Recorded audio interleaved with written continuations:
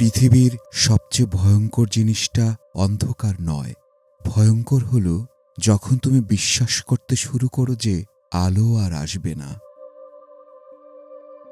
আমরা প্রত্যেকে একটা গল্প, কারো গল্প যুদ্ধের, কারো গল্প অপেক্ষার, কারো গল্প না বলা কান্নার।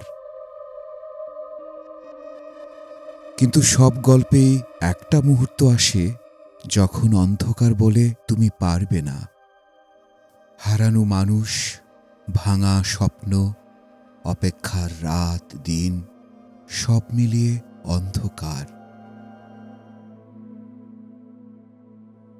কিন্তু অন্ধকারের একটা দুর্বলতা আছে, সে কখনো আলো তৈরি করতে পারে না। আলো সবসময় জন্ম নেয় ভিতর থেকে।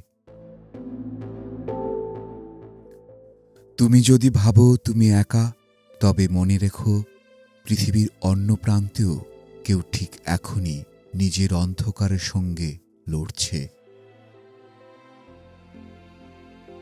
আমাদের গল্পগুলো আলাদা হতে পারে, কিন্তু আলো খোঁজার লড়াইটা একই এবং একার।